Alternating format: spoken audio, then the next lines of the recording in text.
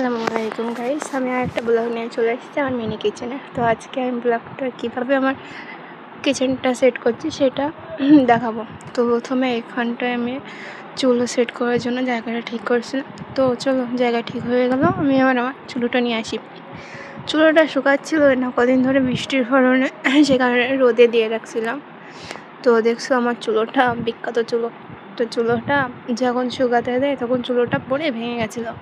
সেইভাবে আছে বললে আর ঠিক করে লাভ নেই, কারণ অন্য জায়গায় তো বসাতে হবে, সেই কারণে আমি চুলোটা ঠিক করিনি। এবার এখন সেট করব, চুলোটা সেট করে তারপরে চুলোটা ওখানে বসাবো। তো সেট করা আমার হয়ে গেছে। এবারে চুলোর ভিতরে যে অংশগুলো আছে ওই অংশগুলো হাত দিয়ে ভেঙে দেবো, তাহলে চুলোটা নিচেটা একটু বড় হবে, যাতে চুলোর জালটা ভালো করে আসে। তো আমি মাপ করে নিচ্ছিলাম কতটা করতে হবে। তো মাটি কাটা নিয়ে আমি চুলোটার জন্য একটা গর্ত করছিলাম। তো গর্তটা খুঁড়ছিলাম কিন্তু মুখ বার হচ্ছিলো না। তারপরে আবার একটু মাপ নিয়ে মুখটা কাটছিলাম, কেটে এবারে দেখছিলাম যে হ্যাঁ সেট হয়ে গেছে। তো আশপাশেগুলো কী করবো, মাটি দিয়ে ছানা তৈরি করে, কাদার ছানা যেটা বলা হয়, সেটা দিয়ে মাটি দিয়ে চারিপাশে ঠিক করে দিচ্ছিলাম চুলোটা, যাতে চুলোটা না ওঠে।